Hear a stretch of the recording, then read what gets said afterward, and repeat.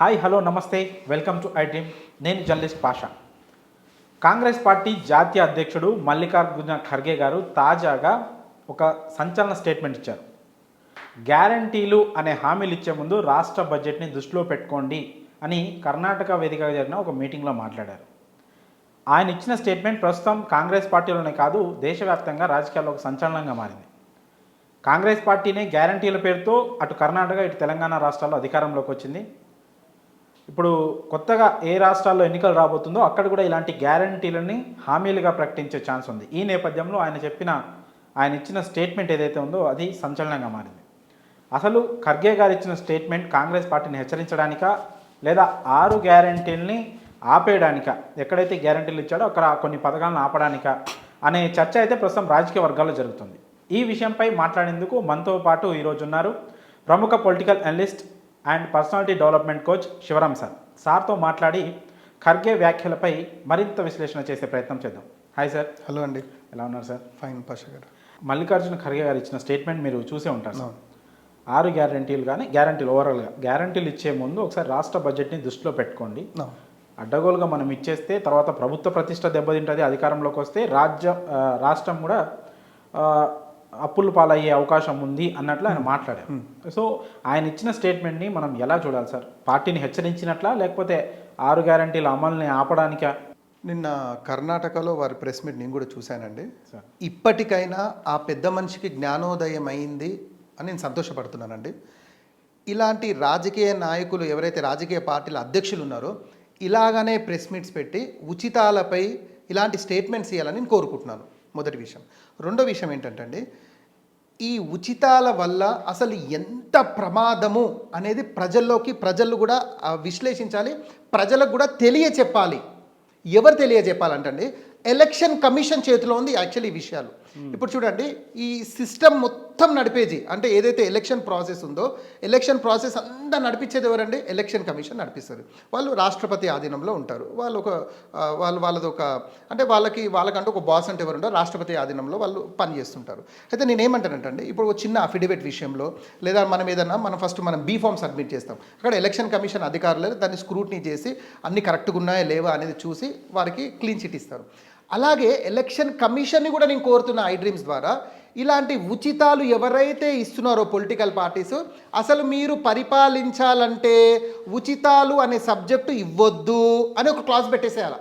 ఏ విధంగా అయితే ఓటుకు నోటు అంటే డబ్బు ఇచ్చి ఓటు అపీల్ చేయొద్దని ఎలక్షన్ కమిషన్ ఏదైతే చెప్తుందో, డైరెక్ట్గా ఇండైరెక్ట్గా ఇప్పుడు రాజకీయ పార్టీలు చేసేది ఇదే చేస్తున్నాయి. ఇక్కడేమో డైరెక్ట్గా డబ్బు ఇచ్చి ఓటు కొంటున్నారు. అక్కడ ఏం జరుగుతుందంటే, మాకు ఓటేస్తే నెలకింత ఇస్తాం అనేదే కదండి ఉచితాల కాన్సెప్ట్.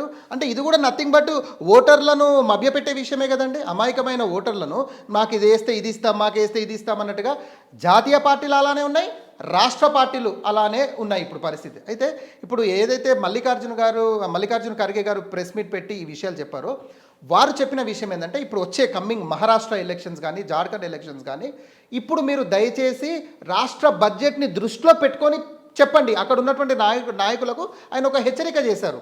ఎందుకు హెచ్చరిక చేశారంటే, ఒకవేళ మనం లోతులో వెళ్తే ఆల్రెడీ మనం కర్ణాటక ఇచ్చున్నాము, తెలంగాణ ఇచ్చున్నాము. సో అది ఇంప్లిమెంటేషన్ ఇబ్బంది అవుతుంది అనేది వారు గ్రహించారు. ఎలా గ్రహించారు? అక్కడ ఉన్నటువంటి రాష్ట్ర ముఖ్యమంత్రి, ఇక్కడ ఉన్నటువంటి రాష్ట్ర ముఖ్యమంత్రి వీళ్ళు మంత్లీ రిపోర్ట్స్ అనేది సబ్మిట్ చేయాల్సి వస్తుంది హెడ్ ఆఫీస్కి. అందులో భాగంగా సార్ మనం 6 గ్యారెంటీలు ఇచ్చాము, దీనికి ఇంత బడ్జెట్ అవుతుంది సార్, ఇప్పుడు మనం కుర్చీలో కూర్చున్నాము, మనం చేయలేకపోతున్నాం సార్, మన రాష్ట్ర ఆదాయం ఇంత ఉంది కానీ ఖర్చు చూస్తే ఎంత ఉంది, అందులో ఉచితాలే ఇన్ని వేల కోట్లు అవుతున్నాయి అని ఒక రిపోర్ట్ వారు తెచ్చుకుంటారు.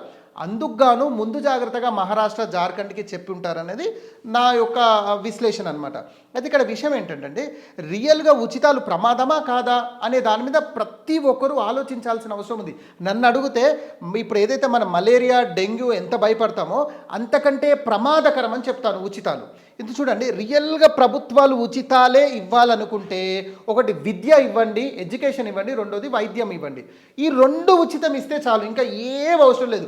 పెన్షన్ అవసరం లేదు, గృహజ్యోతి అవసరం లేదు, ఉచిత ఆర్టీసీ అవసరం లేదు, ఈ విద్యుత్ అవసరం లేదు, ఏం అవసరం లేదు. మనకు కావాల్సింది విద్య, వైద్యం. సార్, ఈ ఉచితాలు అవసరమా అనవసరమా అనే విషయం టాపిక్ మాట్లాడదాం సార్. అంతకంటే ముందు ఇప్పుడు ఖర్గే గారు ఇచ్చిన స్టేట్మెంట్ ఏదైతుందో, కర్ణాటకలో డీకే శివకుమార్ అలాగే సీఎం సిద్ధరామయ్య వీళ్ళిద్దరి మధ్య ఆధిపత్య పోరు కారణంగా ఆ ఫ్రీ బస్ నిలిపేస్తున్నామని డీకే గారు ఒక స్టేట్మెంట్ ఇచ్చారు. సో దాన్ని సాల్వ్ చేయడానికి వచ్చి ఖర్గే గారు ఈ స్టేట్మెంట్ ఇచ్చారు. దీనిపైన వస్తున్న ఇంకో విమర్శ ఏంటంటే అటు కర్ణాటకలో కానీ ఇటు తెలంగాణలో కానీ ఇంకా అమలు చేయాల్సిన గ్యారంటీలు కొన్ని ఉన్నాయి. వాటిని అమలు చేయకుండా ఉండడానికి అంటే జనాల్లో నిజమే కదా అప్పుల పాలైపోతాం అన్ని గ్యారంటీలు అమలు చేస్తే అనే ఒక ఆలోచన తీసుకొచ్చి ఈ గ్యారంటీలు ఎగ్గొట్టడానికి ఇలాంటి స్టేట్మెంట్ ఇస్తున్నాయని ప్రతిపక్షాలు కూడా ఆరోపణలు చేస్తున్నాయి. అది ఎంతవరకు నిజం సార్? చూడండి సార్, ఇప్పుడు మీరు అన్నట్టు డీకే అండ్ కర్ణాటక సిద్ధరామయ్య ఇద్దరి విషయంలో ఆధిపత్య పోరు నడుస్తున్న మాట వాస్తవమే. కానీ ఇక్కడ కర్ణాటకలో ఎప్పుడైతే ఫ్రీ బస్ స్కీమ్ అని పెట్టారో సార్, ఒక వర్గం అంటే ఒక ఆటో డ్రైవర్స్ వర్గం లేదా ఈ టాక్సీ డ్రైవర్స్ వర్గము వాళ్ళకు ధర్నాలు చేయడం, రాస్తారోకులు చేయడం, వీటి వల్ల మాకు ఇబ్బంది అవుతుంది, ఎంప్లాయ్మెంట్ ఇబ్బంది అవుతుంది, ఈ కోణంలో చూశారు. రెండోది ఏంటంటే ఈ ఉచితం ఇవ్వడం వల్ల రాష్ట్ర ఖజానాకి ఎంత ఖర్చు అవుతుంది అనే విషయంలో కూడా ఒక చర్చ జరిగింది. అందులో భాగంగా ఇప్పుడు వీళ్ళిద్దరి మధ్యలో ఉన్న అగ్రిమెంట్ ఏంటండి, ఈ శివకుమార్ అని సిద్ధరామయ్య ఇతను 2 సంవత్సరాలు ఉంటారు, ఇతను 3 సంవత్సరాలు అనేది అగ్రిమెంట్ వీళ్ళిద్దరి మధ్యలో. అందులో భాగంగా అగ్రిమెంట్కి టైం అవుతుంది కూడా. ఆ భాగంలో కూడా ఏదైతే ఈ స్కీమ్స్ ఇవ్వద్దని ఇతను ఇవ్వాలని ఇతను అందులో భాగంగా పెద్ద మనిషికి వచ్చి లేదు కమ్మింగ్ ఏవైతే రాష్ట్రాల్లో ఎలక్షన్స్ ఉన్నాయో మీరు కూడా ఇలాంటివి చేయకండి అంటే ఓవరాల్గా మీరు రియలైజేషన్ అయ్యారు. మొదటి విషయం. రెండో విషయం, ఒకవేళ తెలంగాణలో ఇవ్వద్దు అని అనుకుంటే వారు డైరెక్ట్గా ప్రెస్ మీట్ పెట్టో లేదా డైరెక్ట్గా పార్టీ పెద్దలకు ఒక తాకీదు చేసి వారు ఒక సందేశం ఇవ్వచ్చు. దాన్ని ఇండైరెక్ట్గా ఎక్కడో పోల్చాల్సిన అవసరం లేదు. అయితే ఇక్కడ క్లియర్గా ప్రెస్ మీట్ చూస్తే మనకు తెలిసేది ఏంటంటే నేను కమ్మింగ్ ఎలక్షన్స్ మహారాష్ట్ర జార్ఖండ్ని దృష్టిలో పెట్టుకునే చెబుతున్నాను, అక్కడ ఉన్నటువంటి రాష్ట్ర పరిస్థితి దృష్టిలో పెట్టుకొని ఇవ్వండి, ఎందుకంటే ఆల్రెడీ కర్ణాటకలో మేము అనుభవిస్తున్నామని ఇండైరెక్ట్గా కర్ణాటకలో మేము సఫర్ అవుతున్నాము, తెలంగాణలో సఫర్ అవుతున్నాం అనేది డైరెక్ట్గా చెప్పేశారు. చెప్పకనే చెప్పేశారు కదా ఇక్కడ. కాబట్టి ఈ తెలంగాణలో ఉన్న పథకాలను ఆపడమో కర్ణాటకలో ఆధిపత్య పోరును ఆపడానికో ఏదో ఈ విషయం చెప్పారనేది నేను అనుకోను. ఎందుకంటే వారు దాదాపుగా 9 టైమ్స్ వారు ఎంపీగా పనిచేశారు, వారు మంచి రాజకీయ అనుభవం ఉంది. వారు కూడా గ్రహించారు ఎలక్షన్స్ ముందు మేము ఇలా ఇస్తున్నాము, ఎలక్షన్స్ తర్వాత పరిస్థితి ఇలా ఉంది కాబట్టి ఇవ్వద్దు అనట్లేరు వారు, ఇవ్వండి కానీ రాష్ట్ర ఖజానాని దృష్టిలో పెట్టుకొని ఇవ్వండి అంటారు. రియల్గా సార్ రాష్ట్ర ఖజానాని దృష్టిలో పెట్టుకొని ఇవ్వాలంటే భారతదేశంలో ఉన్న ఏ రాష్ట్రము ఉచితాలు అనేది ఇవ్వదు. ఎందుకంటే ఏ రాష్ట్రాన్ని చూసుకున్నా మీకు రూపాయి అనేది ఇన్కమ్ ఉంటే రూపాయి చారాన రూపాయి నాటన ఎక్స్పెండిచర్ ఉంది. ఆ చొప్పున అసలు ఉచితాలే ఇవ్వద్దు. దేశవ్యాప్తంగా కాకుండా పర్టికులర్గా మన తెలంగాణ చూసుకుంటే కాంగ్రెస్ పార్టీ ఒక 6 గ్యారంటీల్ని హామీలుగా చూపించి అధికారంలోకి వచ్చింది సార్. జనాల్లోకి 6 గ్యారంటీలని చాలా బలంగా వెళ్ళాయి.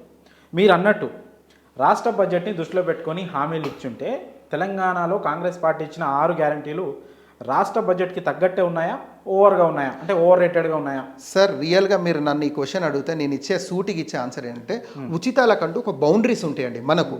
అంటే ఈ ఉచితాలకి సరే మీరు అంటున్నారు ఉచితాలని, దీనికి ప్రభుత్వం కానీ రాజకీయ నేతలు కానీ పెట్టే పేరు ఏంటంటే సంక్షేమం. చాలా బడుగు బలహీన వర్గాలకి అలాగే ఆర్థికంగా వెనుకబడిన వాళ్ళకి ఈ సంక్షేమం చాలా అవసరం. వాళ్ళు ఆత్మగౌరవంగా బతకాలన్నా లేకపోతే అభివృద్ధిలోకి రావాలన్నా సంక్షేమం చాలా అవసరం అని అంటున్నారు. సార్ సంక్షేమ పథకాలు వేరు, ఉచితాలు వేరు. మీరు డైరెక్ట్ డబ్బు తీసి డబ్బు వారి చేతికి ఇచ్చేస్తున్నారు సార్. ఇది సంక్షేమం ఎట్లా అవుతుంది? ఇది సంక్షేమ పథకాలు ఏంటి? అట్టడుగునున్న వారిని పథకాల రూపంలో వారికి కూడా ప్రయోజనం చేకూర్చడం దాన్ని సంక్షేమ పథకాలు అంటారు. వారు డైరెక్ట్ తీసుకెళ్ళి డబ్బు ఇవ్వడం కాదు. ఇక్కడ పెన్షన్లో డబ్బు ఇస్తున్నావు, అక్కడ ఫ్రీ కరెంట్ ఇస్తున్నావు, అక్కడ వీళ్ళకి ఉచితంగా ఆర్టీసీ ఇస్తున్నావు. ఇది సంక్షేమ పథకం ఎట్లా అవుతుందండి? నేను మిమ్మల్ని అడుగుతున్నాను, తెలంగాణలో మహిళలు కనీసం 10 రూపాయలు టికెట్ పెట్టుకొని పోలేని పరిస్థితి అండి? కానీ మీరు కుర్చీలో కూర్చోవడానికి సంక్షేమ పథకాలు పేరుతో ఉచితాల రూపంలో మీరు కుర్చీలో కూర్చున్నారు. వాస్తవంగా మీరు ఉచితాలు ఇవ్వకున్నా కూడా మీరు కుర్చీలో కూర్చోవచ్చు. ఎందుకంటే 10 సంవత్సరాల బీఆర్ఎస్ పరిపాలనలో ప్రజలు ఎంత ఫెడప్ అయ్యేవాళ్ళు అంత ఫెడప్ అయ్యారు. కానీ ఇక్కడ ఉచితాలు వేరు, సంక్షేమ పథకాలు వేరు. అసలు ప్రభుత్వాలు ఉన్నాయే సంక్షేమ పథకాల గురించి ఉన్నాయండి, ఎంపవర్మెంట్ గురించే ఉన్నాయి ప్రభుత్వాలు ఉన్నాయి. దాని గురించి డిస్కషన్ లేదు. ఎక్కడైతే మీరు ఉచితాలు ప్రజల్ని సోమరిపోతులు చేస్తున్నారో అక్కడే డిస్కషన్ అండి. ఇప్పుడు నేను మిమ్మల్ని అడుగుతున్నాను, కాంగ్రెస్ పార్టీ ఫ్రీ బస్సుకి కానీ వాటికి కూడా పేరు పెట్టింది ఏంటంటే ఎంపవర్మెంట్ అనే పెట్టింది. ఎవరైతే ఉద్యోగాలు చేసే మహిళలు ఉన్నారో చిన్న చిన్న ఉద్యోగాలు, ఇంటి నుంచి ఆఫీస్కి వెళ్ళడానికి వాళ్ళకి ఆ ఖర్చు కూడా తగ్గిస్తే వాళ్ళకి ఆర్థికంగా ఇంకొంచెం బలపడతారు కదా, వాళ్ళని ఎంపవర్మెంట్ చేయడానికి కదా మేము పెట్టిందని అంటున్నారు కదా సార్. నేను ఇప్పుడు మీ ఐ డ్రీమ్ కెమెరా తీసుకొని మనము ఒక సెంటర్కి వెళ్దామండి, Jubilee bus station, MG bus station సెంటర్కి వెళ్దాం. ఒక డ్రైవర్తో మాట్లాడదాం, ఆర్టీసీ ఒక కండక్టర్తో మాట్లాడదాం, లేదా ఒక ప్యాసింజర్తో మాట్లాడదామండి. రియల్గా మీరు చెప్పిన స్టేట్మెంట్ వాళ్ళు చెప్తారా లేదా చూద్దామండి. ఇప్పుడు చూడండి సార్ ఎలా ఉందంటే, లేడీస్కి మీరు ఫ్రీ బస్ పెట్టి మేము సంక్షేమ పథకాలు అని మీరు తప్పించుకుంటున్నారు. మీరు కుర్చీలో కూర్చోడానికి ఆ పేరుని పెట్టారు మీరు, అంతే. నెలకి యావరేజ్గా 300 నుంచి 350 కోట్లు ఖర్చు అవుతుందండి ప్రభుత్వానికి ఇది ఫ్రీ బస్ వల్ల. ఫ్రీ బస్ వల్ల. నేనేమంటానంటే ఆర్టీసీ ఉన్నది ప్రభుత్వ ఆధీనంలో ఉన్నది కదా. ఇప్పుడు వాళ్ళు ఏదైతే 200 యూనిట్ల కరెంటు అనేది చెప్పేసి మళ్ళీ తీసుకొచ్చారో 6 గ్యారంటీలలో, అది ప్రభుత్వ ఆధీనంలో ఉన్నది కదా. నేను మిమ్మల్ని ఐ డ్రీమ్ ద్వారా నేను కోరుతున్నాను ప్రభుత్వానికి, మీరు పబ్లిక్ డొమైన్లో పెట్టండి. ఆర్టీసీకి ఇప్పటివరకు మీరు ఎంత డబ్బు కట్టారు, విద్యుత్కి మీరు ఎంత డబ్బు కట్టారు ఇప్పటికీ, ఇవి పబ్లిక్ డొమైన్లో పెట్టండి, క్లారిటీ వస్తుంది కదా. అంటే ఎక్కడైతే ప్రభుత్వ ఆధీనంలో ఉన్న సంస్థలు ఉన్నాయో అవి మాత్రం మీరు ఇంప్లిమెంట్ చేశారే, ఎక్కడైతే చేతి నుంచి డబ్బులు ఇవ్వాల్సిన సందర్భం ఉందో అది ఇచ్చే పరిస్థితులు. ఎందుకంటే ఖజానానే లేదు కదండి. మన తెలంగాణ ఇన్కమే దాదాపుగా 12-13 వేల కోట్లు ఉంటే ఖర్చు చూసుకుంటే 20-22 వేల ఖర్చు అండి. ఉచితాలు ఉట్టి వడ్డీలు కడుతున్నామండి. 2200 కోట్లు కేవలం వడ్డీలు కడుతున్నాము. 6000 కోట్లు ఉచితాలకు పోతున్నాయి తెలుసా అండి. పెన్షన్స్ అనుకోండి, వివిధ స్కీమ్స్కి 6000 కోట్లు పోతున్నాయి. అసలు రైతు రుణమాఫీ 2 లక్షలు ఎట్లా సాధ్యమవుతుంది పాషా గారు, నేను అడుగుతున్నా. అసలు బడ్జెట్కి దీనికి ఏమైనా సంబంధం ఉందా? అయినా కూడా కుర్చీలో కూర్చోవడానికి ఏదైనా మేము చేస్తామన్నట్టుగా కూర్చున్నారు. ఇప్పుడు వారికి తెలుస్తుంది ఉచితాల వల్ల ఎంత ఇబ్బంది అవుతుంది, మేము అసలు ఎలా ఇంప్లిమెంట్ చేయాలి, ఎలా చేయొద్దని వారి పోయి కాంగ్రెస్ పెద్దల్ని కలిసి మొరపెట్టుకుంటున్నారు. అయ్యా కనీసం వచ్చే రాష్ట్రాలలో, కమ్మింగ్ ఎలక్షన్స్ రాష్ట్రాల్లోనైనా ఇలా చేయకుండా చేయండి అని చెప్పి వాళ్ళు రియలైజ్ అవుతున్నారు. రియల్గా ఉచితాలు చాలా చాలా చాలా ప్రమాదం అని చెప్తున్నాం. రియల్గా ప్రజలకు కావాల్సింది ఉచితాలు కాదు పాషా గారు, ప్రజలకు కావాల్సింది అభివృద్ధి కావాలి. వారికి మీరు అన్నట్టుగా సంక్షేమ పథకాలు కావాలి, వారి జిల్లాలో అభివృద్ధి జరగాల, ఈ విధమైన యాక్టివిటీస్ కావాలి, విద్య కావాలి, వైద్యం కావాలి. ఈ 2 ఇవ్వండి చాలు, మిగతా అన్ని ఎందుకండి. ఇప్పుడు తెలంగాణలో సంక్షేమ పథకాలు లేవు, అన్ని ఉచితాల పేరుతో సంక్షేమ పథకాలు ఉన్నాయంటారా? ఇప్పుడు ఒకవేళ మనం చూసుకుంటే అండి ఆల్మోస్ట్గా సినారియో అలానే కనిపిస్తుంది. ఇప్పుడు మనము చూడండి సార్, ఇప్పుడు ఇక్కడ మనకు కావాల్సింది ఉద్యోగాలు మెయిన్ ఇంపార్టెంట్. మన ఇంటి ముందుకు వస్తే రోడ్లు, విశాలమైన రోడ్లు, స్ట్రీట్ లైట్స్, డ్రైనేజ్ ఫెసిలిటీ, మన జిల్లాలో అభివృద్ధి, రియల్ ఎస్టేట్ రంగం పుంజుకోవాలి. అంటే ఇవన్నీ కూడా జనాలు కోరుకుంటుంది. ఇవి జనాలు కోరుకుంటుంది. నెల కాగానే ఫస్ట్కి నాకు పెన్షన్ కావాలో, నేను బస్సు ఎక్కితే ఫ్రీగా పోవాలను. ఇప్పుడు ఎవరైతే ఫ్రీగా బస్సు జర్నీ చేస్తున్నారో లేడీ ప్యాసింజర్స్ని మీరు వారిని అడగండి, రియల్గా మీరు దానికి మీరు ఆ పథకానికి సాటిస్ఫై ఉన్నారా అని అడగండి. వాళ్ళే చెప్తున్నారు 10-20 రూపాయలు మేము పెట్టుకుంటాం, మాకు ఇక్కడ ఇవ్వకండి అని. రియల్గా నేను అడుగుతున్నానండి, 200 యూనిట్ల లోపు ఏదైతే మీరు ఎలక్ట్రిసిటీ ఫ్రీ అన్నారో దానికి ఎంత బడ్జెట్ అవుతుందండి? అదే మీరు డెవలప్మెంట్కి ఉపయోగిస్తే ఎంత లాభం చేకూరుతుందండి? నేనేమంటానంటే జెన్యూన్గా పథకాలు అందాల్సింది ఎవరికి అందాలంటే పాషా గారు, ఎవరైతే ట్రైబల్, ఎవరైతే ఆదివాసులు ఉన్నారో, ఎవరైతే పట్టణాలకు దూరంగా ఉన్నారో, ఎవరికైతే ఫెసిలిటీస్ లేవో, రాజ్యాంగం మనకి ఇస్తున్న అనుమతి కూడా వారికి ఇవ్వాలనే ఇస్తుంది. ఇక్కడ రాజ్యాంగానికి విరుద్ధంగా ఉచితాలు ఇంప్లిమెంట్ చేస్తున్నారు. దీన్ని అరికట్టాలి అంటే మల్లికార్జున ఖర్గేనో నరేంద్ర మోడీయో కాదు, పార్టీ అధ్యక్షులు చేయడం కాదు, ఎలక్షన్ కమిషనే అరికట్టాలి. దీనివల్ల చాలా ప్రమాదం అవుతుంది. కమ్మింగ్ జనరేషన్స్కి కనీసం అంటే చెప్తున్నాను కదా, తెలంగాణలో కానీ భారతదేశంలో కానీ ఉండే పరిస్థితి కూడా ఉండకపోవచ్చు ఉచితాల వల్ల. అంత డేంజర్ అని చెప్తున్నాను. ఎందుకంటే మన ఇన్కము, ఫర్ ఎగ్జాంపుల్ ఒక 100 రూపాయలు మన ఇన్కమ్ ఉన్నప్పుడు మనం ఖర్చు ఎంత చేయాలండి? 70-80 రూపాయలు ఖర్చు చేసి 20 రూపాయలు సేవింగ్ చేసుకోవాలి. కానీ మనం 100 రూపాయలు ఇన్కమ్ ఉంటే 200 రూపాయలు 300 రూపాయలు ఖర్చు పెట్టుకొని ప్రతి నెల అప్పు తీసుకొస్తే తప్ప రాష్ట్రం ముందుకెళ్ళలేని పరిస్థితి. ఎన్ని రోజులు తీసుకొస్తారు అప్పు? బికాస్ ఆఫ్ ఉచితాలు. పింఛన్ల గురించి మాట్లాడారు సార్. పెన్షన్లు అవి చాలామందికి, అంటే దివ్యాంగులకు కానీ, ఒంటరి మహిళలకు కానీ, అలాగే వృద్ధులకి ఒక సర్టెన్ వయసు వచ్చిన తర్వాత ఏ పని చేయలేక ప్రస్తుత రోజుల్లో తల్లిదండ్రులని చూసే పిల్లలు కూడా చాలా తక్కువైపోతున్నారు. పింఛన్ అంటే చాలా మందికి అది నీడ్ అవుతుంది. సో వాటిని కూడా తప్పుపడుతున్నారు. ఎలాగ సార్ మరి? ఇప్పుడు పెన్షన్ విషయానికి వస్తే పాషా గారు, ఇక్కడ పెన్షన్స్కి మాకు ఎలాంటి డిస్టర్బెన్స్ లేదు. ఎందుకంటే మీరు అన్నట్టు విడో పెన్షన్ ఇస్తున్నారు, దాని తర్వాత వికలాంగుల పెన్షన్ ఇస్తున్నారు, తర్వాత ఓల్డేజ్ పెన్షన్స్ ఇస్తున్నారు. ఇది ఒక వరకు బాగానే ఉంది, ఇవ్వచ్చు. నేనేమంటున్నా, అసలు ఇక హద్దులు దాటిపోయి అసలు ఒంటరి మహిళలకు డబ్బులు ఇస్తాము, సిలిండర్ ఇంత ఇస్తాము, బస్సులో ఫ్రీ జర్నీ, మీరు ఎలక్ట్రిసిటీ కూడా మీరు 200 యూనిట్ల ఫ్రీ, ఇలా ఎంతమందికి ఇచ్చుకుంటూ పోతారు? నేనేమంటానంటే ఇప్పుడు చూడండి సార్, ఒకటే కాన్సెప్ట్. వికలాంగులకు మీరు పెన్షన్ ఇస్తున్నారు, ఎలాంటి ఇబ్బంది లేదు, అవునా? సీనియర్ సిటిజన్స్కి పెన్షన్ ఇస్తున్నారు, అంటే ఒక కేటగిరీ పీపుల్కి వెళ్తుంది. ఎవరికైతే నీడీ ఉందో వారికి వెళ్తుంది, అవునా? తర్వాత సీనియర్స్ విడో పెన్షన్స్ ఇస్తున్నారు, భర్త లేరు కాబట్టి వారికి ఇస్తున్నారు. నీడీ పీపుల్కి వెళ్తున్నారు, అందులో కూడా వైట్ రేషన్ కార్డ్ హోల్డర్స్కి మీరు ఇస్తున్నారు. నేనేమంటే ప్రతిదీ కూడా నీడీ పీపుల్కి వెళ్ళాలి. రియల్గా ఆర్టీసీలో పేదవాళ్ళే జర్నీ చేస్తే మాకు ఇబ్బంది లేదండి. 10,000, 20,000, 30,000, 40,000, 1,00,000, 2 లక్షలు, 3 లక్షలు జీతం ఉన్న వాళ్ళు కూడా ఆర్టీసీలో ఇప్పుడు ఫ్రీగా వెళ్తున్నారు కదండి. మరి ఎలా పథకాన్ని ఎలా ఇంప్లిమెంట్ అవుతున్నట్టండి? ఇప్పుడు 200 యూనిట్లు కరెంట్ ఫ్రీ అన్నావు, గొప్పోళ్ళు కూడా అంటే ఉన్నవాళ్ళు కూడా కొన్ని సందర్భాలలో 200 యూనిట్స్ లోపే వాడతారు, అంటే డిఫరెంట్ మీటర్స్ పెట్టుకొని కన్సెప్షన్ తగ్గించుకుంటారు. ఆ విధంగా కూడా చేస్తున్నారు కదండి. అంటే ఇక్కడ ఏమవుతుందంటే ఎగ్జాక్ట్గా ఎక్కడైతే వెళ్ళాలో అక్కడ వెళ్ళట్లేదు, వేస్టేజ్ ఎక్కువ జరుగుతుంది, తద్వారా తెలంగాణ ఖజానాకి బర్డెన్ అవుతుంది. అది ఎవరిదండి తెలంగాణ ఖజానా అంటే మీరు నేను కడుతున్నటువంటి ట్యాక్స్ డబ్బులు, ప్రజలు కడుతున్నటువంటి ట్యాక్స్ డబ్బులతోనే కదండి వీరికి జీతాలు ఇచ్చేది, ఉచిత పథకాలు ఇచ్చేది. ఇంకెన్ని రోజులండి? ఇప్పుడు ఆయన 5 లక్షల కోట్లు అప్పు చేశాడు, ఈయన ఇంకో లక్షన్నర, అప్పటికే లక్షల కోట్లు ఈయన క్రాస్ అయిపోయింది. ఇంక ఇలా చేసుకుంటూ పోతే 10 లక్షలు, 15 లక్షలు, 20 లక్షలు అంటే ఇక అప్పు ఇవ్వడానికి కూడా ఇంకా తెలంగాణలో ఏమీ దొరకదు. కాబట్టి మల్లికార్జున గారు ఖర్గే గారు ఏదైతే చెప్పారో రాష్ట్ర ఖజానాకి తగ్గట్టుగానే మీరు ఉచితాలు చెప్పండి అంటే, రియల్గా రాష్ట్ర ఖజానాతో పోలిస్తే అసలు ఉచితాలే ఇవ్వద్దు. అయినా కూడా ఒక గుడ్ న్యూస్ ఏంటంటే వారు ఒక అడుగు ముందేసి క్లియర్గా స్టేట్మెంట్ అయితే ఇచ్చారు, మీరు ఉచితాలు ఇవ్వకండి, దీనివల్ల ఇంత ఇబ్బందులు పడుతున్నాయని. కాబట్టి ఇప్పుడు ప్రతిపక్షాలు ఈ తెలంగాణలో ఏదైతే 6 గ్యారెంటీలు తప్పించుకోవడానికి మల్లికార్జున ఖర్గే గారు అలా చెప్పారంటే వారు అలా చెప్పలేదనేది నా విశ్లేషణ. ఓకే, ఇప్పుడు ఈ సంక్షేమ పథకాలు ఏదైతే ఉందో ఇందులో ఇంకో మేజర్ ఏంటంటే ఫీజు రియంబర్స్మెంట్స్ విద్యార్థులకు ఇచ్చేది, దానిపైన మీ విశ్లేషణ ఏంటి సార్? చాలామంది చెప్పే మాట ఏంటంటే ఈ ఉచితాల టాపిక్ వచ్చినప్పుడు జనరల్గా వద్దు అనే వాళ్ళకి కొంతమంది వ్యతిరేకంగా చెప్పే మాట ఏంటంటే ఫీజు రియంబర్స్మెంట్స్ కానీ ఇలాంటివి ఉండడం వల్లే మేము చదువుకుంటున్నాం, అవి లేకపోతే మేము చదువుకునే వాళ్ళు ఉన్నత విద్య మేము చదివేటోళ్ళం కాదు అని అంటున్నారు. దానిపైన మీ విశ్లేషణ ఏంటి సార్? నేను స్టార్టింగ్లోనే మీకు చెప్పానండి, ఉచితాలు కేవలము విద్య, వైద్యం ఈ 2 ఇస్తే సరిపోతుంది, ఇంకా మిగతా ఏ ఉచితాలు ఇవ్వాల్సిన అవసరం లేదని కూడా చెప్పాను మీకు. అయితే అందులో విద్య వచ్చేసింది కదండి, ఎడ్యుకేషన్. ఇప్పుడు ఫీ రియంబర్స్మెంట్ 100% ఇవ్వాల్సిందే, పిల్లలు చదువుకోవాల్సిందే. అయితే ఇదొక వర్గం. ఇంకో వర్గం చూడాలి కదండి. ఫీ రీఎంబర్స్మెంట్ ఎవరికి ఇస్తున్నారు? ఎక్కడైతే కాలేజ్ ఇన్స్టిట్యూషన్లో పిల్లలు చదువుతున్నారో మీరు అక్కడ వారికి ఇస్తున్నారు కదండి. పదండి మీ కెమెరా తీసుకొని ఒక 10 కాలేజెస్కి వెళ్దాం, ఇప్పటి వరకు గవర్నమెంట్ నుంచి మీకు ఎన్ని డబ్బులు వచ్చాయని అడుగుదామండి. నేను ప్రాక్టికల్గా కాలేజ్ ఓనర్స్తో, ప్రిన్సిపల్స్తో, చైర్మన్లతో మాట్లాడిన విషయం చెప్తున్నా. ఇప్పటి వరకు కాలేజ్కి డబ్బులు అందలేవు. కాంగ్రెస్ పద్ధతి వచ్చిన తర్వాత టీఆర్ఎస్ ఇంకొక అంటే 1 ఇయర్ 1.5 ఇయర్గా వెళ్తున్నాక కాంగ్రెస్ అంటే వీళ్ళకి ఖజానాలో ఫీ రీఎంబర్స్మెంట్ రాలేదు. ఎన్ని రోజులంటే కాలేజ్ యాజమాన్యం నడిపిస్తుంది? ఎందుకంటే నేను అదే చెప్తున్నా కదా, ఎక్కడైతే నీ డిపార్ట్మెంట్స్ నీ చేతుల్లో ఉన్నాయో నువ్వు దాన్ని ఏదో కన్విన్స్ చేసి వారికి ఫ్రీ అనేది ఇచ్చేస్తున్నావు. ఎక్కడైతే చేతి నుంచి డబ్బులు ఇవ్వాలో అక్కడ ఇచ్చే పరిస్థితి లేదు. ఇప్పుడు ఆరోగ్యశ్రీ చూసుకుందామండి. ఇప్పటికి నేను మిమ్మల్ని అడుగుతా, చాలా హాస్పిటల్స్కి వెళ్దాం పదండి. రియల్గా ఎవ్రీ మంత్ రిలీజ్ అవుతున్నాయా డబ్బులు? లేదా 1 ఇయర్ అయిందా రిలీజ్ కాక? 2 ఇయర్స్ అయిందా? 6 మంత్స్ అయిందా? క్లారిటీ తీసుకోండి. ఆరోగ్యశ్రీ హాస్పిటల్స్ కూడా యూనిటీగా వచ్చి ధర్నా చేసాయి తెలుసా అండి, మేము ఆరోగ్యశ్రీ తీసుకోమని చెప్పేసి. ఇప్పుడు పిల్లల పరిస్థితి, కాలేజీల పరిస్థితి కూడా అలానే తెలుసా. ఫీ రీఎంబర్స్మెంట్ అని వస్తున్నారండి, గవర్నమెంట్ నుంచి డబ్బులు రావట్లేవు. ఇప్పుడు ఎక్కడ పోతుందండి డబ్బు? ఎక్కడ పోతుంది? ఫీ రీఎంబర్స్మెంట్ అని చెప్తున్నావు, పిల్లలు జాయిన్ అవుతున్నాం, మరి వానికి అందకుంటే వాడు ఒకసారి చూస్తాడు, 2 సార్లు చూస్తాడు, 3సారి తీసుకోడు కదండి. ఇంకా ఎవరైతే డబ్బులు కడుతున్నారో వాళ్ళనే తీసుకుంటామని చెప్తాడు. అంటే నేను ఎక్కడైతే నీడ్ ఉందో అక్కడికి వెళ్ళట్లేదు. పథకాల పేరు మీద మిస్యూజ్ అవుతుంది. పథకాల వరకు కొన్నిటి వరకే బౌండరీస్ ఉంటాయి.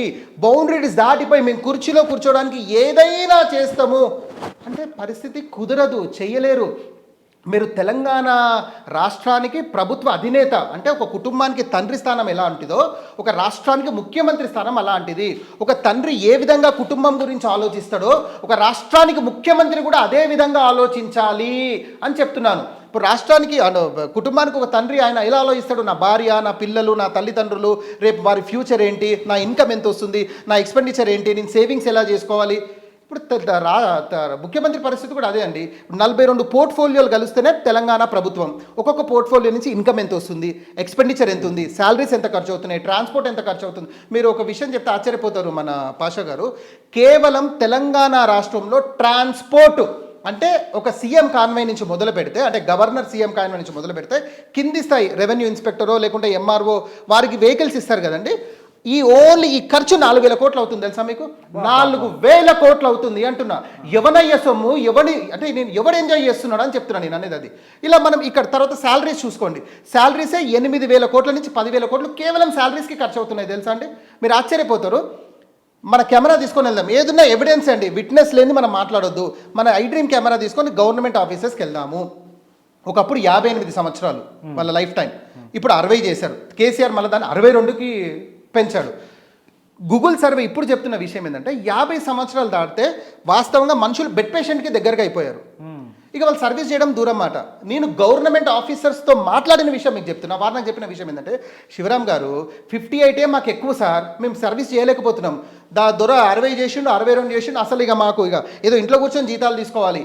అనే పరిస్థితికి వచ్చింది. ఇప్పుడు మీకు చెప్తే ఆశ్చర్యపోతారు, ఎలక్ట్రిసిటీ డిపార్ట్మెంటు లేకుంటే కొన్ని డిపార్ట్మెంట్స్లో ఇంకొక 2-3 ఇయర్స్ రిటైర్మెంట్ అవుతారు కదా, వాళ్ళ పే స్లిప్ మీరు ఒకసారి చెక్ చేయండి. నేను ఏదో ఐఏఎస్ ఐపీఎస్ కేటగిరీ గురించి చెప్పట్లేను, జస్ట్ ఒక స్వీపరు, ఒక అటెండరు, ఓ చిన్నగా జూనియర్ అసిస్టెంట్ లేదా అసిస్టెంట్ లైన్ మ్యాన్ వీళ్ళ గురించి చెప్తున్నా. 2 లక్షలు, 2,20,000, 2.5 లక్షలు, 3 లక్షల రూపాయల పే స్లిప్ చూసినాను తెలుసా. ఆశ్చర్యపోతారు. నేనేమంటున్నాను సార్, మీరు ఒక చిన్న స్థాయి అధికారికే మీరు 3 లక్షలు ఇస్తే, అదే 3 లక్షలు మీరు బయట కనుక మీరు ఎంప్లాయ్మెంట్ ఇస్తే 30,000లో 10 మంది వస్తారు కదా సార్. 30,000 10 మెంబర్స్ వచ్చి పని చేయరా?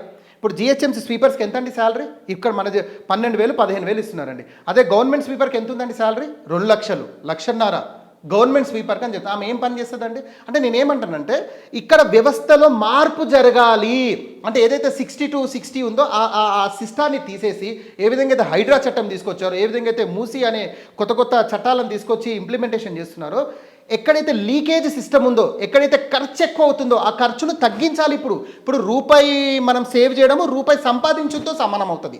కాబట్టి ఒక 50 ఇయర్స్కి లైఫ్ సెట్ చేయండి వాళ్ళది. ఏదైతే ఎందుకు సార్ రిటైర్మెంట్ లైఫ్ ఏజ్ అనేది ఎందుకు పెంచుతున్నారు సార్? ఎందుకు వాళ్ళకి రిటైర్మెంట్ ప్యాకేజీ ఇవ్వలేకనా సార్? ఇప్పుడు నేను ఏమంటున్నానంటే, ఇప్పుడు ఏదైతే 62 నుంచి 50 చేయమని ఎందుకు అంటున్నానంటే, ఏదైతే ఈ 12 ఇయర్స్ వాళ్ళ శాలరీ పే స్లిప్పులు తీయండి. ఓన్లీ అంటే 51 ఇయర్స్ నుంచి మొదలు పెడితే 62 వరకు వాళ్ళ శాలరీ పే స్లిప్ తీయండి. యావరేజ్గా లేదన్నా 2,000 కోట్ల రూపాయలు ఇన్కమ్ వస్తుంది మీకు. 2,000 CR నేను చెప్పేది. ఎవరి డబ్బులు సార్ 2,000 CR? మీరు నేను ట్యాక్స్ కడుతున్నటువంటి డబ్బులు. అంటే మనం చిన్న ఈ బిస్లరీ వాటర్ బాటిల్ 6 రూపాయలు పెట్టి కొన్నా కూడా దాంట్లో మనం 60 పైసలు, 70 పైసలు, 80 పైసలు గవర్నమెంట్కి ట్యాక్స్ కడుతున్నాం. ఒక రెస్టారెంట్లో అన్నం తిన్నా కూడా CGST, SGST అని చెప్పేసి మనం ట్యాక్స్ కడుతున్నాం. ఒక కెమెరా కొన్నా ట్యాక్స్. అంటే ఇవి మన డబ్బులు అండి పాషా గారు. మన డబ్బులు మనకు హక్కు లేదా అడగడానికి? ఇప్పుడు మీ ఇంట్లో పని మనిషి ఉన్నారు, ఏ పని మనిషికి మీరు డైరెక్ట్గా పనులు చెప్తే అది చేయమ్మా ఇది చేయమ్మా అని చెప్తారు. ఆ పనికి ఈ పనికి లంచం ఇచ్చి చేయించుకుంటారా? నేనేమంటానంటే ఖర్చు కూడా ఇక్కడ తగ్గించాల్సిన అవసరం ఉంది. 50 ఇయర్స్కి పెట్టి ఎంతోమంది నిరుద్యోగులు ఉన్నారు పాషా గారు. అవసరమైతే ఎవరైతే 12 ఇయర్స్ ఎవరైతే వీళ్ళు ఉన్నారో వారి పిల్లలకి ఫస్ట్ ప్రయారిటీ ఇవ్వండి, దాని తర్వాత బయట వారికి ప్రయారిటీ ఇవ్వండి. అంటే ఇక్కడ ఖర్చు తగ్గించాలి, ట్రాన్స్పోర్ట్లో ఖర్చు తగ్గించాలి, ఉచితాలలో ఏది మనకు ఏది నీడ్ కాదు ఇక్కడ ఖర్చు తగ్గించాల్సిన అవసరం ఉంది. ఆ పెన్షన్స్ నీడ్ అన్నారు, అందులో కూడా ఏంటండి వెడో పెన్షన్ గొప్పలకు కూడా ఇస్తున్నారు, పేదోళ్ళకు కూడా ఇస్తున్నారు తెలుసా వెడో పెన్షన్స్. అంటే వైట్ రేషన్ కార్డు అవి ఉంటాయి కదా సార్. సార్ నేను ఏమంటున్నానంటే, ఇప్పటికీ మన ఇద్దరము పల్లెటూర్లలో వెళ్దాం, ఏదైతే రూరల్ ప్రాంతంలో వెళ్దాం, పెద్ద ఎకరాలు ఉన్న వాళ్ళకి, ఇల్లులు ఉన్న వాళ్ళకి కూడా వైట్ రేషన్ కార్డే ఉంటుంది. 5 ఎకరాలు 10 ఎకరాలు సొంత ఇల్లులు సొంత ప్లాట్లు ఉన్న వాళ్ళకి కూడా వైట్ రేషన్ కార్డే ఉంటుంది. మరి ఏం సార్, మరి ఎక్కడ న్యాయం జరుగుతుంది సార్? ఈ పథకాల వల్ల రాష్ట్రానికి అప్పులు పెరిగిపోతున్నాయి అంటే చాలా బాగా విశ్లేషించారు. అయితే అసలు ఈ పథకాలు తీసుకునే వాళ్ళకు కూడా అంటే డైరెక్ట్గా కాకుండా ఇండైరెక్ట్గా కూడా ఎలాంటి నష్టాలు ఉంటాయి సార్? వాళ్ళకు కూడా ఉంటాయా? అలా ఎఫెక్ట్ పడుతుందా ఇది? సార్ 100% ఎఫెక్ట్ ఉంటుంది. ఇప్పుడు ఎవరైతే ఈ పథకాలు తీసుకుంటున్నారో, ఆర్టీసీలో ఉచిత ప్రయాణం కానీ, లేదా పెన్షన్ కానీ, లేదా 200 యూనిట్ల కరెంట్ కానీ, లేదా 2 లక్షల రూపాయల రుణమాఫీ కానీ, రేపు ఇవ్వబోయే గృహజ్యోతి కానీ, లేదా 400 రూపాయల సబ్సిడీ కానీ, ఇలా ఏ కోణంలో చూసుకున్నా వారు ఆలోచిస్తుంది ఏం తెలుసా? ఈ పథకాలు కాదు సార్, ఈ పథకాలు ప్రజలు అడగలేదు సార్, మీరు కుర్చీలో కూర్చోడానికి మీరు మాకు ఆశ పెట్టారు అంతే. వాళ్ళకి కావాల్సింది ఏంటంటే, నా కొడుకుకో నా మన్మనుకో ఉద్యోగం కావాలి, నేను ఇంటి నుంచి బయటకు వస్తే మా ఇంటి ముందు రోడ్డు ఉండాలి, డ్రైనేజ్ ఉండాలి, స్ట్రీట్ లైట్ ఉండాలి, మా జిల్లాలంటూ అభివృద్ధి జరగాలి. వాళ్ళు కోరుకుంటుంది ఇదే సార్. మేము ఏదో హాస్పిటల్కి వెళ్తే మాకు ఫ్రీ ట్రీట్మెంట్ దొరకాలి, మేము స్కూల్స్కి వెళ్తే కాలేజెస్కి వెళ్తే మాకు ఫ్రీ ఎడ్యుకేషన్ దొరకాలి. సార్ జనాలు కోరుకుంటుంది ఇంతే సార్. ప్రభుత్వం చేయాల్సింది కూడా ఇదే చేయాలి. అంతకన్నా మంచి మాకు ప్రాజెక్టులు వద్దు, ఏ పథకాలు వద్దు మాకు. కానీ మీరు కుర్చీలో కూర్చోడానికి మమ్మల్ని ఎర్రగా వాడుతున్నారు. నేను ఇప్పుడు మీ ఐడ్రీమ్ ద్వారా ఛాలెంజ్ చేస్తున్నాను సార్. కాంగ్రెస్ పార్టీ పెద్దలు ఎవరున్నారో మీరు ఏ టైంలో పిలిచినా డిబేట్కి వస్తాను సార్. రియల్గా ఉచితాల వల్ల రాష్ట్రాలు ఎలా నాశనం అయిపోతున్నాయి, లేదా ఈ 11 నెలల్లో మీరు ఉచితాల పేరు మీద ఏవైతే ఇంప్లిమెంట్ చేశానంటున్నారో మీరు టేబుల్ మీద పెట్టండి, పబ్లిక్ డొమైన్లో పెట్టండి. రియల్గా మీరు ఖర్చు చేశారా చేయలేదా? రియల్గా చేసినట్టయితే అదే ఖర్చుతో ఎన్ని డెవలప్మెంట్ యాక్టివిటీస్ చేయవచ్చు, రోడ్లు వేయవచ్చు, అర్థమైందా సార్, ప్రాజెక్టులు కట్టవచ్చు. నేను అడుగుతున్నాను సార్, ఏ మహిళ వచ్చి రోడ్డు మీద అడిగింది సార్ నాకు బస్సు కావాలని ఫ్రీగా? ఎవరు వచ్చి అడిగిరి సార్ నాకు ఎలక్ట్రిసిటీ ఫ్రీగా ఏమని? ఎవరు అడిగారు అంటున్నా నేను అనేది. అది మీరు ఇచ్చుకున్నారు, మీరు కుర్చీలో కూర్చోడానికి. ఇప్పుడు మీ కాంగ్రెస్ పార్టీ అధ్యక్షుడు ఏం చెప్తున్నాడు? అయ్యే బాబు ఇవ్వకండి, ఇష్టం వచ్చినట్టు ఇబ్బంది అవుతుంది, ఆల్రెడీ మా డిప్యూటీ సీఎం కొట్లాడుకుంటున్నారు అని మీ అధ్యక్షుడే చెప్తారు. నేను అడుగుతున్నాను సార్, ఎందుకు బీజేపీ మీకు ఒక విశ్లేషణ చూస్తే బీజేపీ ఇవ్వదు, గుర్తుపెట్టుకోండి. వరాలు అనేది compare to Congress, compare to ఈ స్టేట్ పార్టీస్ చూసుకుంటే, రీజనల్ పార్టీస్ చూసుకుంటే బీజేపీ మీకు ఇవ్వదు. వాళ్ళకంటూ ఒక సిద్ధాంతాలు ఉన్నాయి. వాళ్ళు ఏవైతే లిమిటెడ్గా ఇస్తారో ఆ లిమిటెడ్ ఇంప్లిమెంట్ చేస్తారు వారు. అంతే తప్ప ఉచితాల మీద వాళ్ళు వెళ్ళరు. అయితే ఓవరాల్గా సార్ ఈ సెటప్, ఈ సొసైటీ, ఈ ఇండస్ట్రీయే బాగుపడాలంటే ఎలక్షన్ కమిషన్ చేతిలో ఉంది. ఏ విధంగా అయితే మీరు అఫిడవిట్ అంటే బీఫామ్ సబ్మిట్ చేసినప్పుడు డూస్ అండ్ డోస్ రాస్తారు, అంటే ఒక అభ్యర్థి ఏం చేయాలి ఏం చేయకూడదు, ఆయన క్యాన్వసింగ్ ఎలా చేయాలి, ఆయన ఎంత ఖర్చు పెట్టాలి, ఆయన ఏమేమి యాక్టివిటీస్ చేయాలి, దీనికి విరుద్ధంగా చేస్తే ఆయన బీఫామ్ క్యాన్సిల్ చేస్తామని చెప్పి అందులో క్లాజ్ ఉంటుంది. అదే క్లాజ్లో ఏం పాయింట్ పెట్టాలంటే ఉచితాలు ఇవ్వద్దు. ఒకరు ఉచితాలు ఇవ్వాలనుకుంటే మీ పార్టీ ఫండ్ నుంచే ఇవ్వండి, ప్రభుత్వ సొమ్ము నుంచి ఇవ్వద్దు. ఒక్క క్లాజ్ సార్, ఎలక్షన్ కమిషన్ ఒక్క క్లాజ్ పెట్టనియను సార్. సిస్టమ్ ఎందుకు సెట్ కాదు సార్? ఇప్పుడు నీ అఫిడవిట్లను ఉచితాలు ఇవ్వద్దు అన్నప్పుడు ఉచితాలు ఎలా ఇస్తావు సార్? ఇచ్చుకో, నీ సొంత డబ్బు నుంచి ఇచ్చుకో, కాంగ్రెస్ పార్టీ డబ్బు నుంచి, బీజేపీ డబ్బు నుంచి, టీఆర్ఎస్ డబ్బు నుంచి, ఇంకేదైనా పార్టీస్ నుంచి డబ్బు, లేదా నీ సొంతంగా నువ్వు ఏదైనా ఖర్చు పెట్టుకో. కానీ ఖజానా నుంచి తీసే రైట్స్ లేవు అని చెప్తున్నాను. ఎందుకంటే సార్ ఈ ఖజానా నలుగురు అంటే తెలంగాణ రాష్ట్రం కానీ, ఆంధ్ర రాష్ట్రం కానీ, భారతదేశం కానీ వారు అక్కడ ట్యాక్స్ కడుతున్న డబ్బే ఒక ఖజానాలో చేరుతుంది. దాన్ని న్యాయంగా దేవుడు చూస్తున్నాడు, వింటున్నాడు, దీని లెక్క తీసుకుంటాడనే భయంతోనే ఈ ఖజానాను నువ్వు ఖర్చు పెట్టాలి. దేవుడు నీకు ఒక 5 సంవత్సరాలు అవకాశం ఇచ్చిండు. ఇలా భయంతోనే ఖర్చు పెడితే సార్ ఇంకో 5 సంవత్సరాలు కూర్చుంటావు, ఇంకో సంవత్సరాలు కూర్చుంటావు. లేకుంటే ఏమైతే సార్ ఈ రెడ్డి పోతాడు, ఇంకో అతను వస్తాడు, ఆయన ఇంకో 5 లక్షల కోట్లు అప్పు చేస్తాడు, ఆయన ఇలానే మనం మిత్తిలు కట్టుకుంటూ పోవాలి. ఓన్లీ మనం మిత్తి 2200 కోట్లు కడుతున్నాం సార్. అయితే ఏదైతే మల్లికార్జున ఖర్గే గారు ఇచ్చిన స్టేట్మెంట్ని ప్రతిపక్షాలు వాస్తవంగా సార్ ప్రతిపక్షాలు ఒక రకంగా తీసుకుంటాయి. ఏదైతే ఏదైతే కాంగ్రెస్ పార్టీ ఉందో వాళ్ళు ఇంకో విధంగా తీసుకుంటారు. అవునండి, మహారాష్ట్రకు చెప్పారండి, తెలంగాణకి దానికి సంబంధం లేదు, తెలంగాణ ఇంప్లిమెంట్ చేసే తీరుతాము, ఆల్రెడీ సగం పైన మేము ఇంప్లిమెంట్ చేసామని వారి వర్షన్ ఉంటుంది. ఇప్పుడు ప్రతిపక్షాల వర్షన్ ఎలా ఉంటాయండి చూసారా? ఇండైరెక్ట్గా ఖజానా ఖాళీ అయిపోయింది అంటే ఇక మీరు అడగొద్దు అని ఒక రకంగా చెప్తున్నారు. అంటే ఇక్కడ ఏమవుతుందండి సార్, ఎటు తిరిగి జనాలే పిచ్చోళ్ళు అవుతారు. జనాలే పిచ్చోళ్ళు. ఉచిత పథకాలని అపోజ్ చేసే వాళ్ళు ఎక్కువ ట్యాక్స్ పేయర్స్ ఉంటారు. అవును, మేము చాలా ట్యాక్స్ పే చేస్తున్నాం, అనవసరంగా ఉచిత పథకాల వల్ల డబ్బు ఇదైపోతుంది అన్నట్టు వాళ్ళ వెర్షన్ ఉంటుంది. సో ఇన్ని పథకాలు పెట్టినా కూడా ఇంకా పేదోళ్ళుగానే ఉంటున్నారు, డబ్బున్నోళ్ళుగానే అయిపోతున్నారు. ఆ వ్యత్యాసం ఎక్కడ మారట్లేదు అని, ఆ లక్ష్యం నెరవేరట్లేదు, ఉచిత పథకాల లక్ష్యం దానికి ప్రధాన కారణం ఏమండి సార్? ఇప్పుడు మీరు అన్నది చాలా వండర్ఫుల్ క్వశ్చన్ అడిగారు.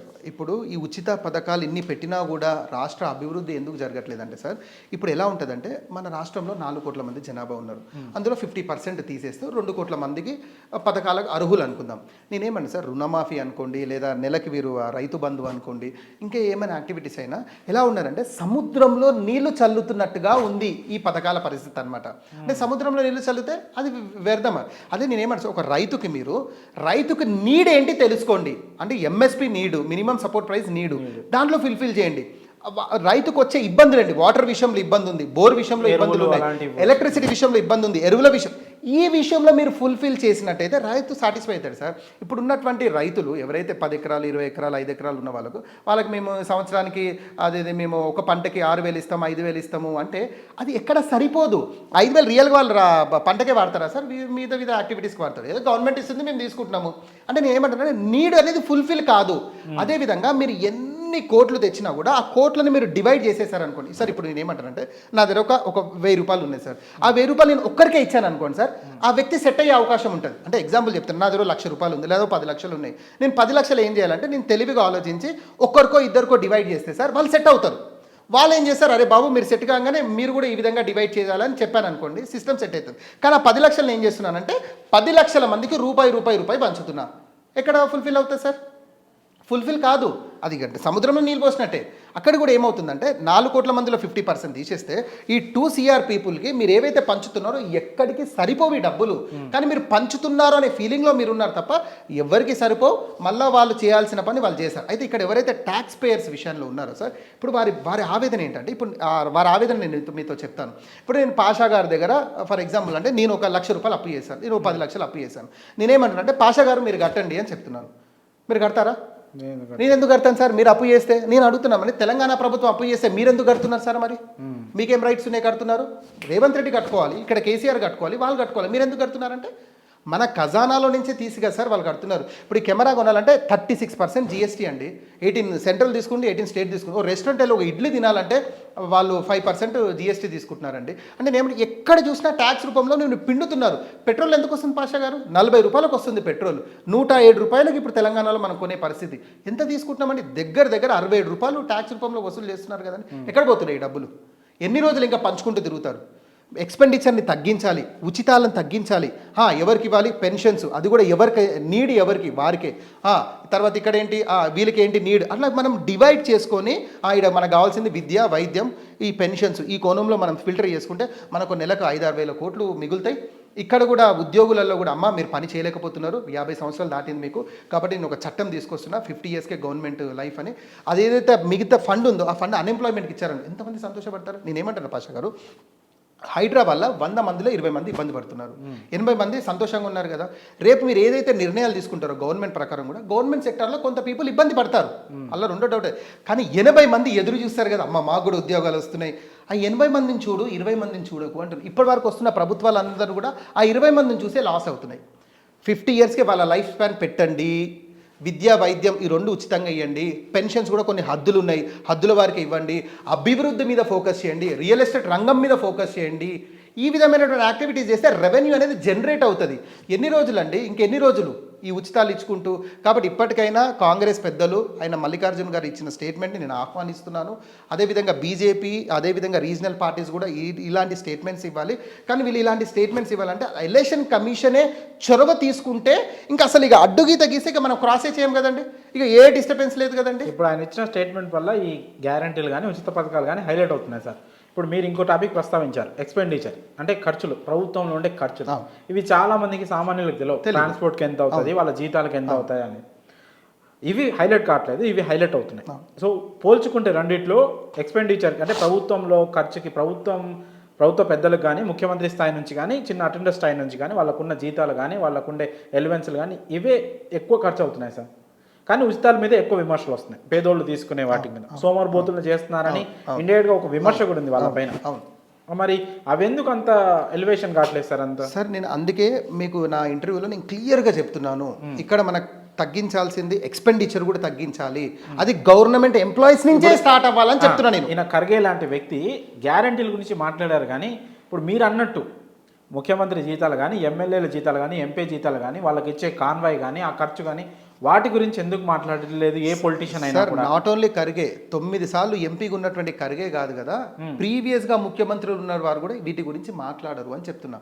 ఎందుకు మాట్లాడారంటే సార్, ఇప్పుడు మన రాజ్యాంగం ఇది ఎలా నడుస్తుందంటే, మీరు ఎప్పుడైనా అబ్జర్వ్ చేయండి, ప్రధాని ఇన్ని దేశాలు తిరిగాడు కదా, ఎక్కడైనా ప్రధాని సంతకంతో ఎక్కడైనా ఎంఓఈ జరిగిందా? జరగదు.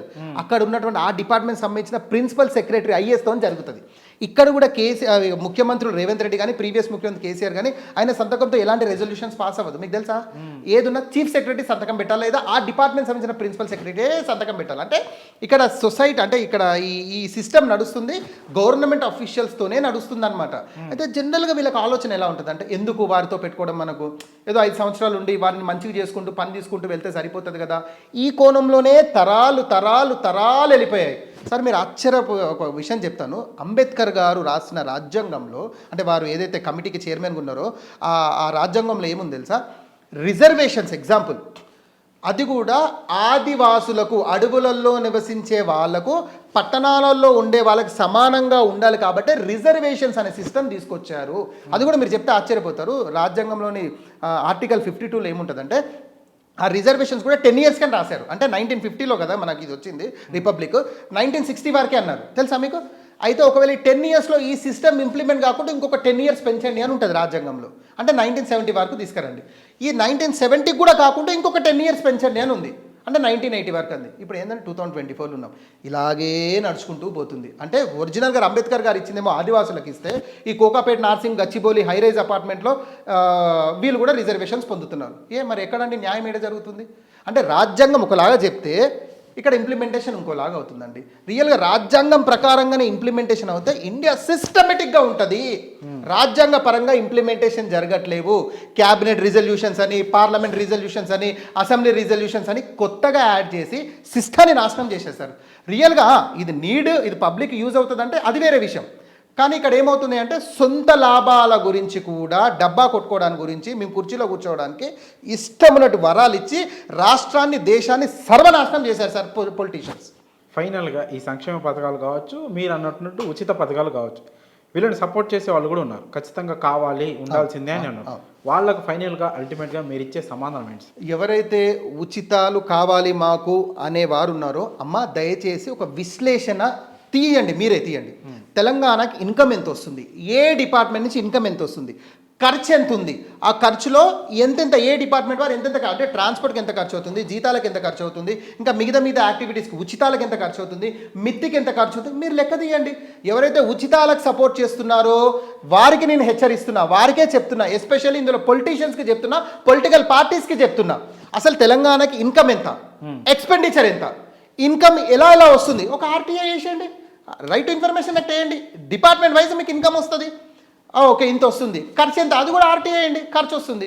దానిలో ఉచితాలకు ఎంత ఖర్చు అవుతున్నాయి, ఏదైతే శాలరీస్కి ఎంత ఖర్చు అవుతున్నాయి, ట్రాన్స్పోర్ట్, మీరు తీయండి, విశ్లేషణ తీయండి. దాన్ని బట్టి మీరు ఆలోచించండి. ఒక కుటుంబ పెద్ద ఎలా అయితే ఆలోచించాలో రాష్ట్రాధినేత కూడా అలానే ఆలోచించాలి కదా. ఇప్పుడు మీరు ఆలోచించండి, రియల్గా మన కుటుంబం ఎలా నడిపిస్తున్నాము, అలాగే రాష్ట్రాన్ని కూడా అలానే నడిపించాలి కదండి. మరి కుటుంబం మేము ఒక పద్ధతిలో నడిపించి, రాష్ట్రం నా అయ్య సొమ్ము కదా, నా అయ్య సొమ్ము కాదు కదా, ప్రజలు ఇచ్చే సొమ్ము ఎలా అయినా ఖర్చు పెడతాను, నేను ఎలా అయినా కొనుక్కుంటాను, 3, 4, 5 కోట్ల కార్లు కొనుక్కుంటానంటే దీనికి జవాబుదారుతనం ఉంది. నేనేమంటానంటే మన పాషా గారు, ఫైనల్గా నేను ఒక విషయం చెప్పి నేను కన్క్లూడ్ చేస్తాను.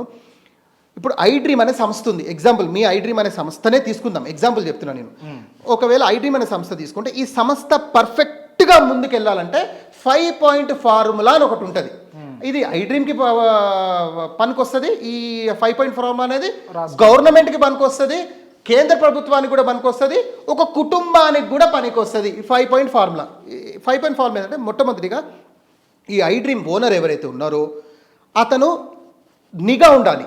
అతను ఏంటంటే కంప్లీట్గా నా టీం ఏం చేస్తుంది, వారికి డూస్ అండ్ డోస్ ఏంటి, వాళ్ళు మంచెవరు చేస్తున్నారు, చెడెవరు చేస్తున్నారు, చెప్పిన పని ఎవరు చేస్తున్నారు, వ్యతిరేకంగా ఎవరు, అంటే ఇతని నిఘా అనేది కంప్లీట్ మేనేజ్మెంట్ మీద ఉండాలి. 5 పాయింట్ ఫార్ములా మొదటి ఫార్ములా, అంటే ఇతని నిఘా ఉండాలి కంప్లీట్గా. రెండో ఫార్ములా ఏంటంటే వీరికంటూ, అంటే ఈయన రెండో పాయింట్ ఏం చేయాలంటే వీరికంటూ డూస్ అండ్ డోస్ అని ఒకటి పెట్టాలి. అంటే ఇది చెయ్యండి, ఇది చెయ్యకండి, ఓ డూస్ అండ్ డోస్ ఒకటి ఉండాలి. మూడోది ఏంటి, సర్వేలెన్స్ అనేది ఒక ఉండాలి. రియల్గా వీళ్ళు చేస్తున్నారా, రియల్గా వీళ్ళు చేయట్లేదా, ఓ సీసీ కెమెరా సర్వేలెన్స్, అలా ఒక సర్వేలెన్స్ అని. ఎందుకంటే ఈ టీంకి భయం ఉండాలి కదా, అరే మా సార్ ఉన్నాడు, మా సార్ ఎక్కడో పైన ఉన్నాడు కానీ పలానా సీసీ కెమెరా ద్వారా చూస్తున్నాడు అనే భయం టీంకి రావాలి కదా సార్. రెండోది టీంకి ఏం భయం ఉండాలి, డూస్ అండ్ డోస్ ఇచ్చాడు మాకు, ఇది చెయ్యండి ఇది చెయ్యకండి అని క్లియర్గా ఇన్స్ట్రక్షన్స్ ఉన్నాయి కాబట్టి ఈ డూస్ అండ్ డోస్ని ఫాలో అవ్వాల్సిందే.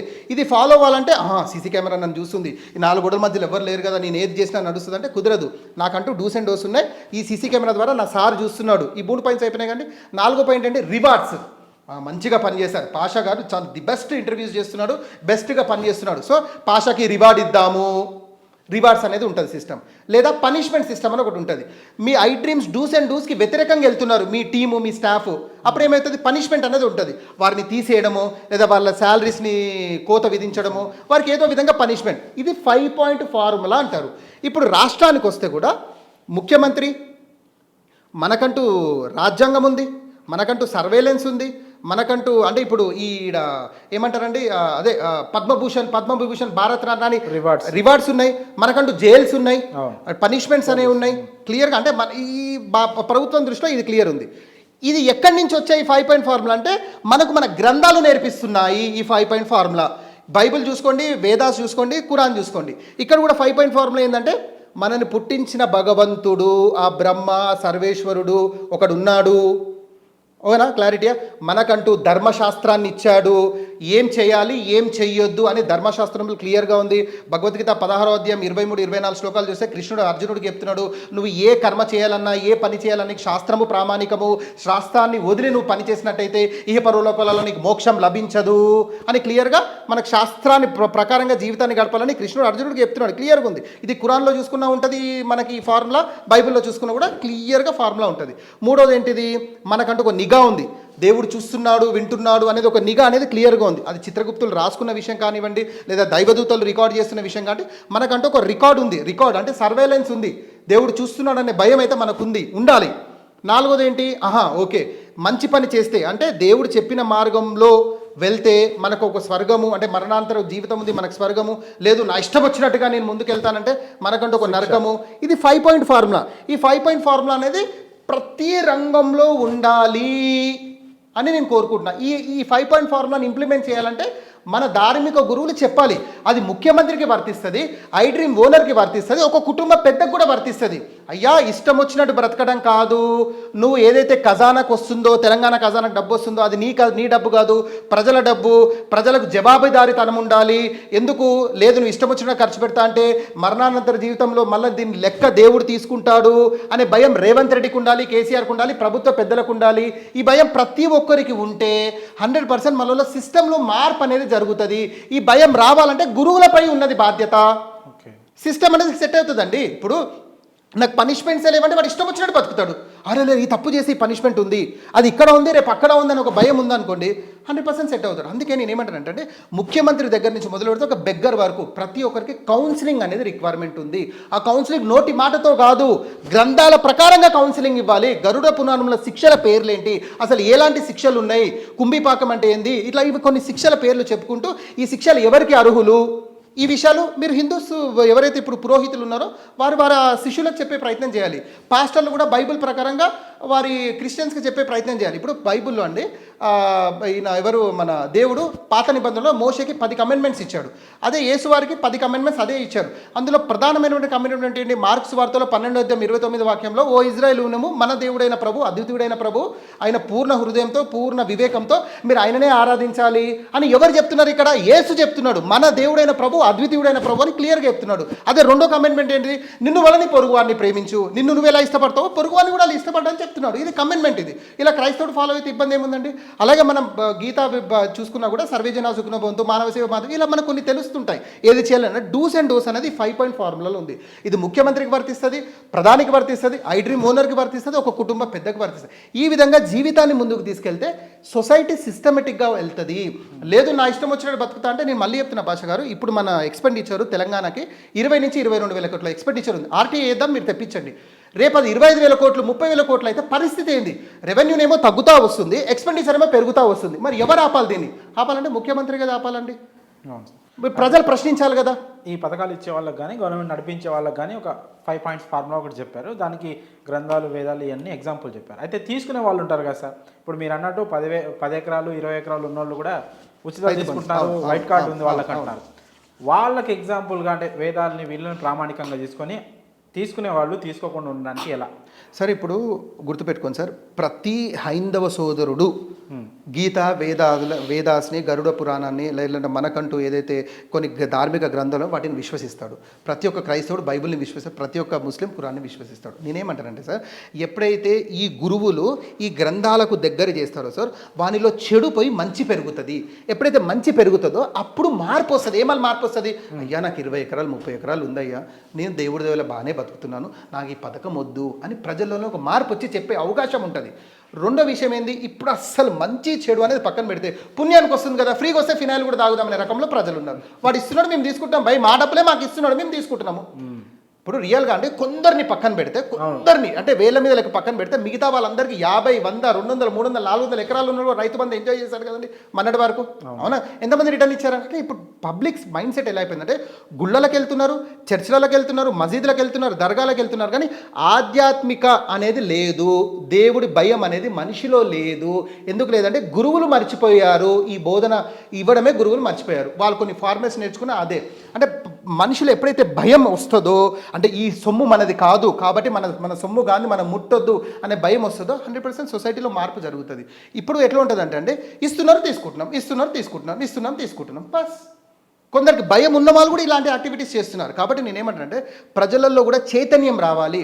ఉచితాలు మాకు వద్దయ్య బాబు, మాకు ఉచితాలే వద్దు, మాకు అభివృద్ధి కావాలి, రాష్ట్రాన్ని ఇంకా సర్వనాశనం చేయకండి, దేశాన్ని ఇంకా సర్వనాశనం చేయకండి అని చెప్పి ప్రజలందరూ కలిసి ఒక లెటర్ రాసి ఎలక్షన్ కమిషన్కి ఇవ్వాలి. లెటర్, మేము పలానా తెలంగాణ రాష్ట్ర ప్రజలు, ఆంధ్ర రాష్ట్ర ప్రజలు లేదా భారతదేశంలో పలానా రాష్ట్ర ప్రజలు ఇలా మాకు ఉచితాలు ఇస్తున్నారు, తద్వారా ఇంత నష్టపోతున్నాము, ఆర్టీఏ ద్వారా రిపోర్ట్ తెప్పించుకున్నాం, కాబట్టి మీరు దయచేసి మీ క్లాజ్లో ఈ పాయింట్ పెట్టండి అని ఎలక్షన్ కమిషన్ కొన్ని వందలాది లక్షలాది వేలాది లెటర్స్ వెళ్తే అక్కడేమైనా మార్పు జరగవచ్చేమో. నేను ఎంత వాల్యుబుల్ పాయింట్ చెప్తున్నానంటే పాష గారు, ఈ సిస్టాన్ని మార్చాలంటే ఒకరి దగ్గర కీ ఉంది, ఆ కీనే ఎలక్షన్ కమిషన్ అని చెప్తున్నా. వాళ్ళు కేవలం ఒక్క క్లాజు, ఉచితాలు పెట్టొద్దు, ఉచితాలు పెడితే మీ అఫిడవిట్ క్యాన్సల్, మీ పార్టీనే తీసేస్తాము అని ఒక్క క్లాజ్ పెట్టమని సార్, ఇండియా మొత్తం వైట్ వాష్ చేసిన దాంతో సమానం అవుతుంది. Thank you sir, thank you so much. Emotional అయిపోతున్న టాపిక్ చెప్తా ఉంటే. Thank you so much sir, మీ వాల్యుబుల్ టైంని మా కోసం ఇచ్చి చాలా విషయాలు మాతో పంచుకున్నందుకు thank you so much. Welcome అండి.